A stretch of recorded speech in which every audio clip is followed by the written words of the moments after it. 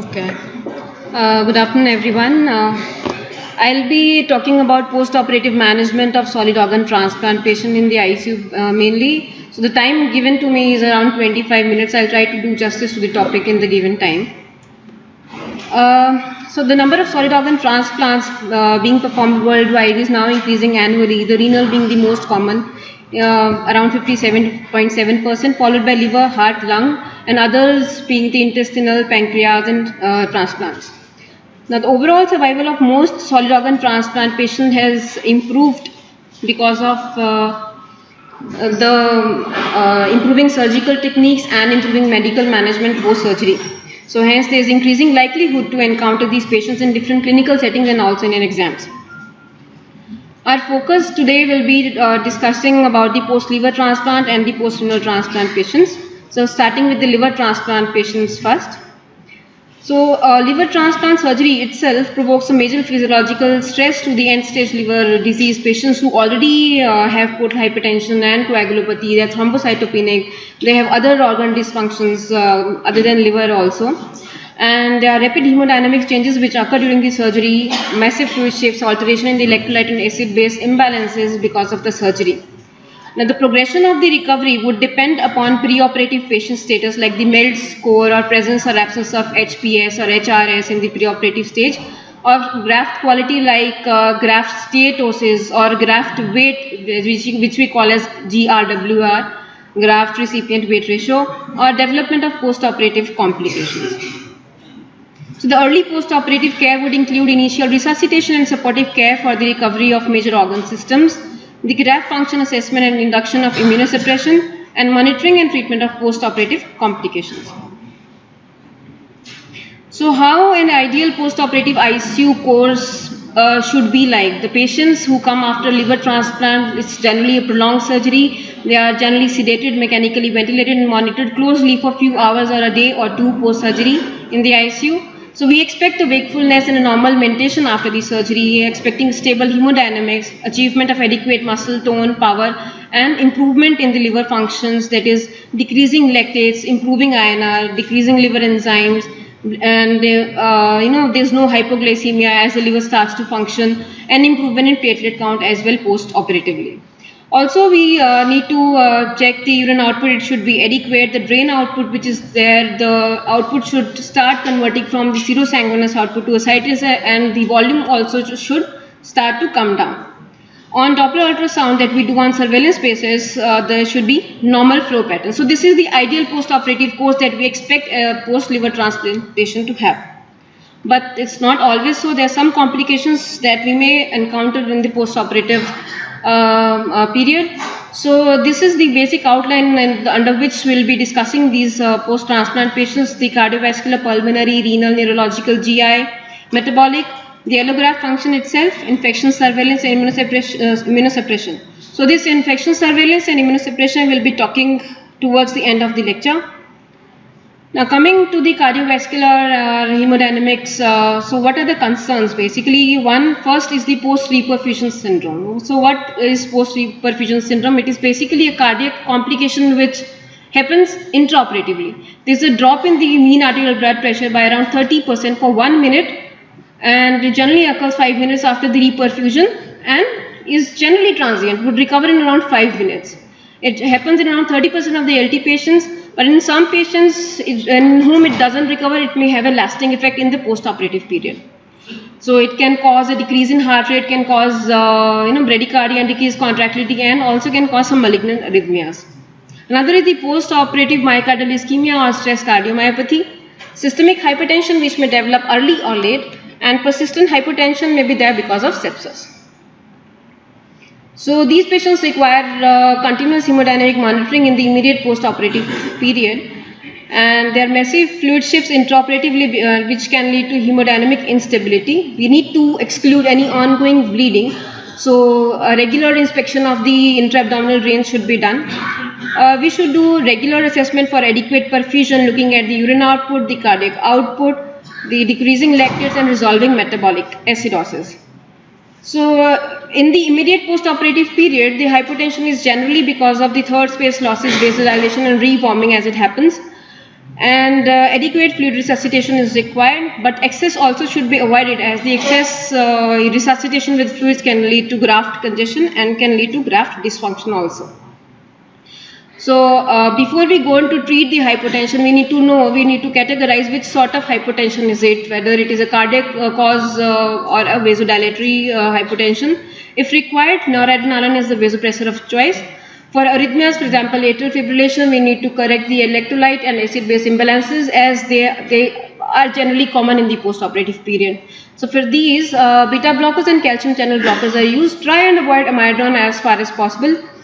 Post-operative myocardial ischemia is seen in around 13% of liver transplant patients. Also, stress cardiomyopathy, Takotsubo, can also be seen in these patients, which is generally reversible in most of the patients.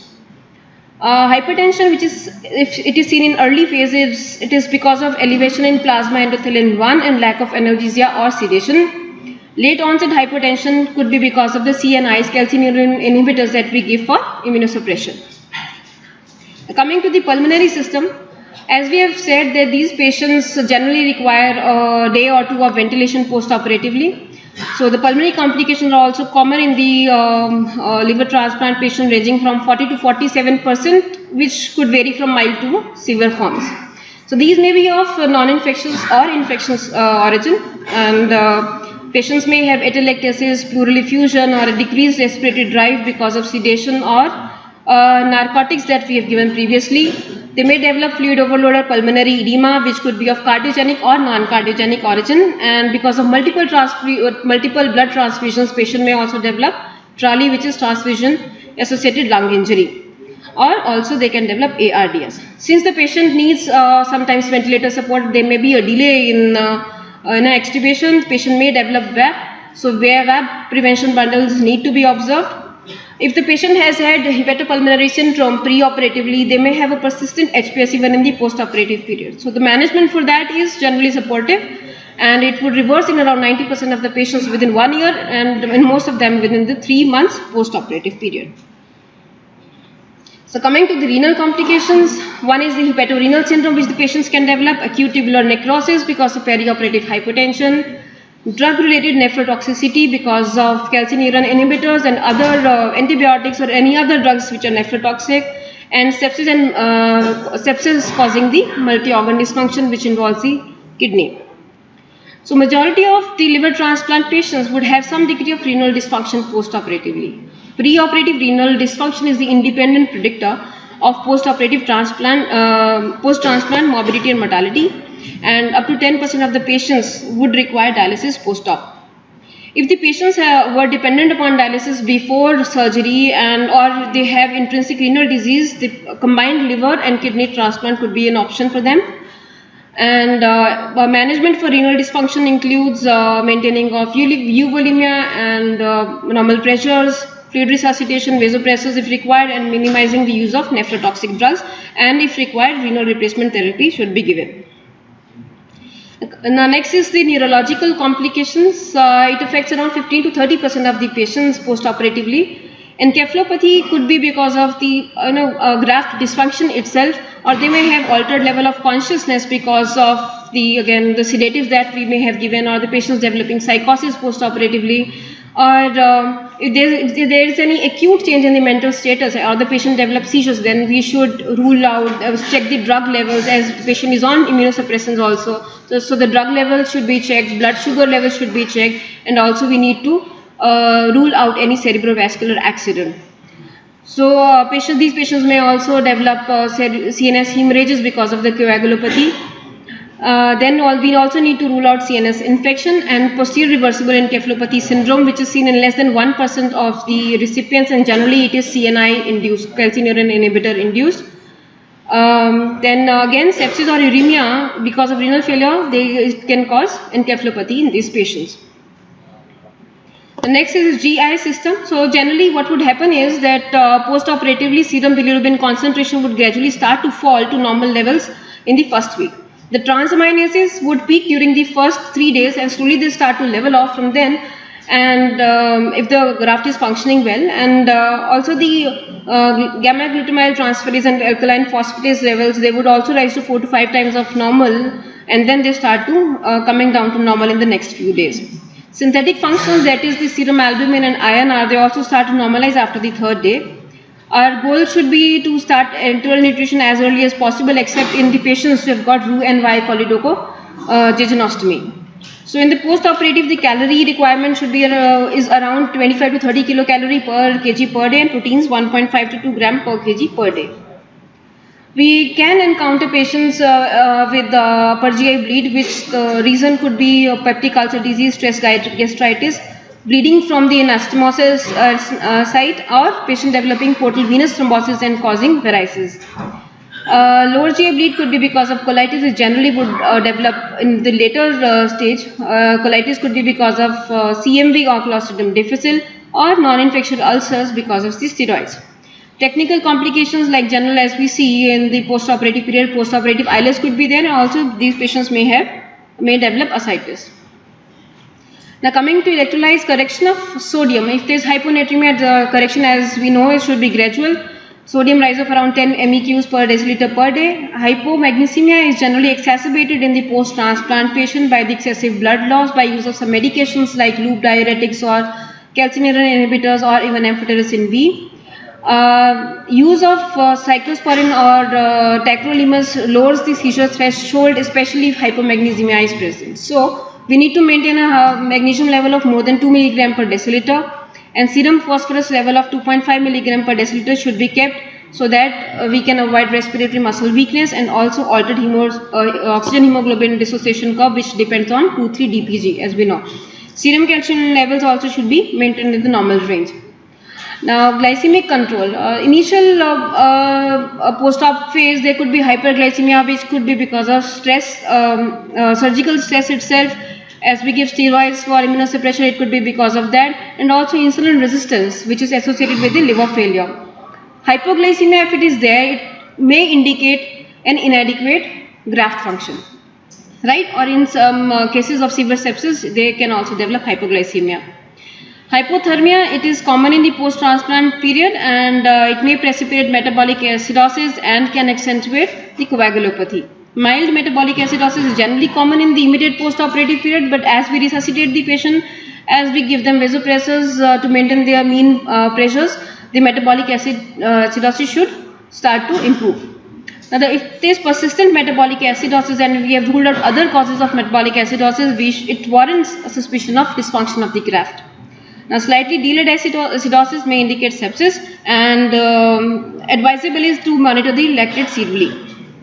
Now, coming to the allograft function, monitoring of hepatic allograft function begins intraoperatively after reperfusion, and it continues post-operatively.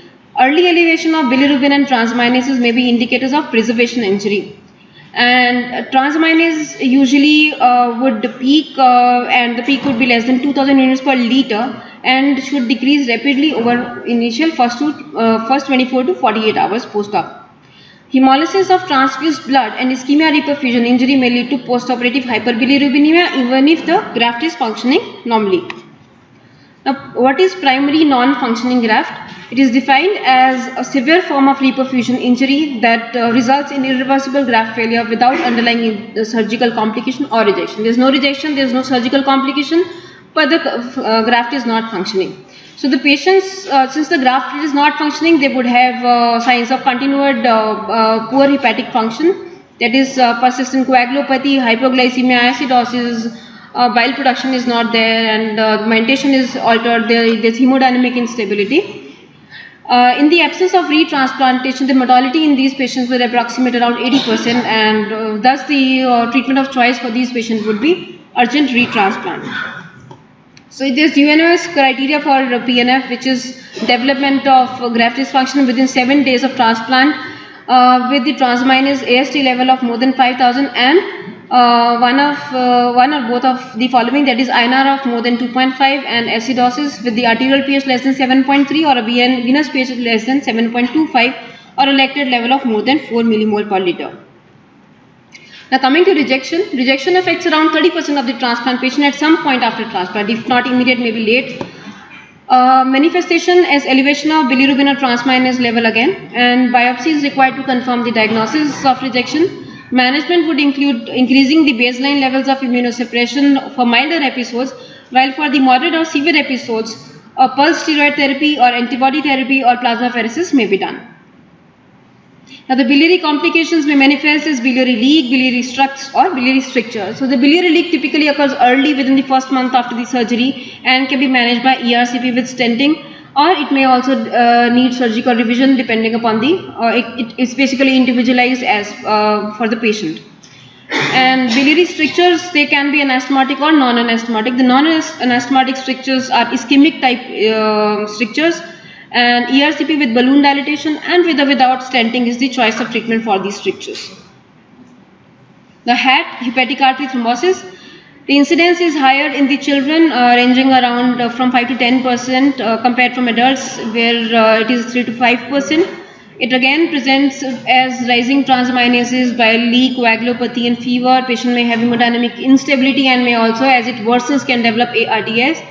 Diagnosis of artery thrombosis can be made by Doppler ultrasound and can also be made by CT angiography. So the management would be catheter-directed thrombolysis if it develops around after 5 days of transplant, and operative arterial reconstruction if develops within 5 days post-operatively.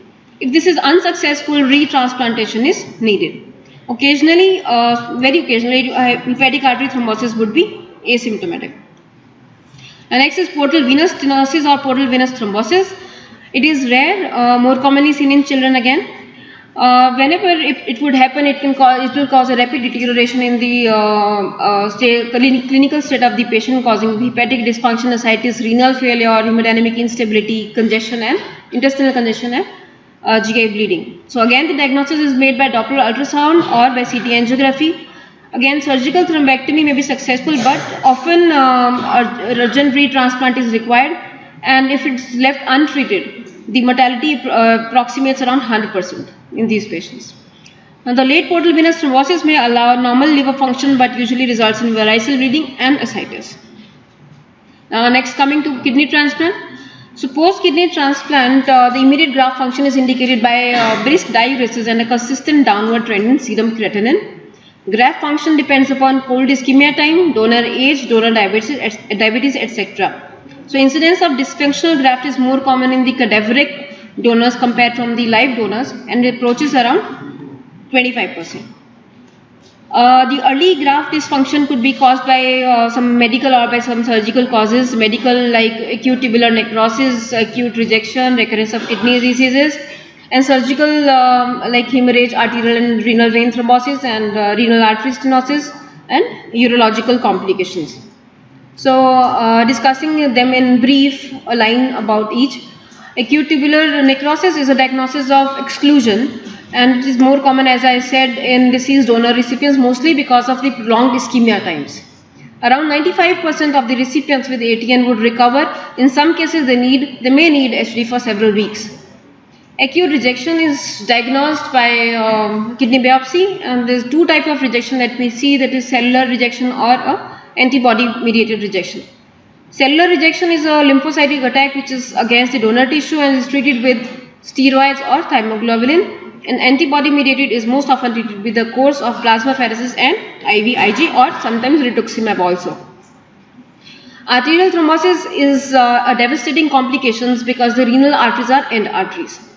Right, and it is fortunately it is rare, and incidence is around 0.7 to 5%. The Doppler ultrasound that is routinely done for surveillance is generally diagnostic. Again, renal vein thrombosis is severe but uncommon and is characterized by sudden onset pain, graft swelling, hematuria. Again, Doppler ultrasound is usually diagnostic, and partial thrombosis needs if there is partial thrombosis, it would need an urgent surgical thrombectomy or thrombolysis, while complete thrombosis needs urgent allograft nephrectomy.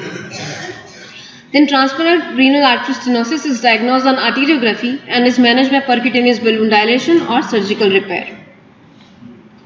The urologic complications include hematuria, which is very common post-operatively in the kidney transplant patient, often resolves within 24 hours. We need to have a watch on the urine output, and we should look for bladder clot formation if there is a decrease in output. And catheter irrigation would often solve the problem. Urine leaks can present within first few days to few weeks. Perinephric fluid collection, which is seen on the routine surveillance Doppler ultrasound, can indicate, and then aspiration, if on aspiration that fluid shows a high creatinine content, can give the diagnosis. Nephroscintigraphy or retrograde cystography can confirm the diagnosis. Minor leaks may resolve spontaneously with bladder decompression, while the major ones would need exploration and reimplantation of ureter or percutaneous maneuvers also. Now next is ureteral stenosis, which develops months after transplant. It is indicated by hydronephrosis on ultrasonography, percutaneous nephrostomy with or without balloon dilation with temporary tent tube, or sometimes reoperation with operative repair may be required. Now the non-renal complications, only the important points which are different from the liver transplant, we'll be just talking about them, rest will be just mentioning. Cardiovascular, as the transplanted kidney starts to function, the uremia should improve. As the uremia improves the cardiac output, cardiac index, stroke, volume, ejection fraction, all these should improve. And if there is renal graft dysfunction, it may cause fluid overload, dyselectrolytemia, and can lead to congestive heart failure. Then because of the increase in cardiovascular complications, and if the graft doesn't function, there is higher chances of perioperative MI for post-renal transplant patients. Exacerbation of hypertension could be because of fluid overload itself or CNI toxicity, and calcium channel blockers can be used to manage this. They can develop hypotension. It could be indicative of volume depletion also. Now DVT, increased risk of DVT is seen in these patients because of uremia and also use of steroids post-operatively for immunosuppressions. Pulmonary, the difference is that they do not generally require post-operative ventilation and rest. Hyperkalemia is dangerous. We should watch for renal dysfunction if there is hyperkalemia. Hyperkalemia because of the brisk diuresis that we see post-operatively. The diuresis again causing hypomagnesemia and hypophosphatemia. GI, neurologic, the similar complications. Then infectious, urinary tract infection is the most common infection with post-kidney transplant patients and may progress to pyelonephritis in around 10% of patients, followed by pneumonia, and others could be viral infections and also BK virus nephropathy, which can cause renal dysfunction. Now coming to infections in solid organ transplant patient in common. So this is the primary infections in the post-operative post-transplant period is the most common cause of death in the liver transplant, post-liver transplant patients. Now the immunosuppressed post-transplant patients would not mount a normal sort of response to the infection, as in febrile response or leukocytosis and all. The risk factors for fungal infections would include prolonged surgery, multiple blood transfusions which can cause TRIM, which is transfusion-related immunomodulation, malnutrition, hyperglycemia, requirement of dialysis, and retransplantation. So generally, we would give a routine prophylaxis against common infections, which can vary from different center to center. Different centers have different transplant programs. Common regimen include prophylaxis for surgical and or hospital-acquired infections, cytomegalovirus, PCP, and fungi. For example, for PCP, the cotrimoxazole is generally given for 6 to 12 months after kidney transplant, while it is generally given for lifelong, maybe in the post-liver transplant patients. So this is how we see the trend of infections in the initial, in the initial 1 month after the surgery. The infections that we see in these patients are generally with the infections with the resistant bugs, like MRSA or VRE Canada, or they could be general, the surgical site infections or catheter or line related infections and asthmatic leaks, etc. Or they may develop Clostridium difficile colitis, as these patients have been on broad spectrum antibiotics and antifungals. These infections could also be donor derived infection if it was latent in the donor, and now that the patient graft has been put in the recipient, they may develop an infection post-operatively. Or recipient derived infection, if the recipient was colonized with some organism and wasn't showing it before, may again develop this infection in the post-operative period, which generally, for example, by Aspergillus and Pseudomonas. Now, in 1 to 6 months post-operative period, the infections that we see generally are the opportunistic infection or activation of the latent infections. Now, the patients who are getting prophylaxis for PCP and antivirals for example, CMV and hepatitis B prophylaxis, so they would develop other infections like BK virus infection causing nephropathy, Clostridium difficile colitis, Cryptococcus, Mycobacterium tuberculosis, etc. The patients who are not getting any prophylaxis or not on prophylaxis may develop PCP infection with herpes viruses, hepatitis B, and other infection with other parasites also. More than 6 months after transplant, the infections that we see generally in these patients would be community-acquired infections like community-acquired pneumonia, UTI, infection with Aspergillus or nocardia, and late viral infections like CMV, hepatitis, or community-acquired infections and this thing post-transplant lymphoproliferative disorder. Now, the immunosuppression in solid organ transplant patients, for this there is no single approach that applies uniformly. Every transplant center has a different immunosuppression protocol, and they may be individualized as per patient to patient depending upon the perceived risk for the graft rejection and graft loss. So, the immunosuppressive agents may be categorized according to their use, that is induction and maintenance in anti-rejection. Three major classes of immunosuppressive agents are commonly used in solid organ transplant patients, that is corticosteroids, antimetabolites, for example mycophenolate mofetil, and calcineurin inhibitors like tacrolimus and cyclosporin. So here we compare the immunosuppressive potency and also the side effects of the various immunosuppressive agents which can be used. So as we see, the CNIs they are highly potent, more potent compared to mycophenolate, but yes, they also have significant nephrotoxicity and neurotoxicity. Cyclosporin can also cause hirsutism and also can induce diabetogenicity. They are basically responsible for the hypertension also that the patients can develop in the post-operative period. So for tacrolimus and cyclosporin, for example, we need to measure the trough levels, and for cyclosporin we can also measure the 2 hours level after administration to adjust the dosages. Now this is the estimated incidence of different malignancies which are seen in the transplanted organs compared to the general population.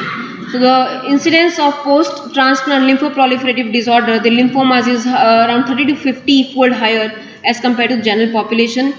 And even the rest, that is anogenital cancers, renal cell cancer, urothelial cancers, and hepatocellular carcinoma. HCC is the risk is elevated in liver cirrhosis and chronic hepatitis B or chronic hepatitis C. So to conclude, the principles which guide the critical care for transplant patients are to provide favorable circumstances for the new graft to start function and also to maintain the function of the other organs. As more sicker patients are being taken up for transplant, the work of intensive is now becoming more challenging, and through prevention, recognition, and prompt treatment of life-threatening events, transplant recipients may experience fewer post-operative complications, shorter length of stay, and a better overall outcome. Thank you.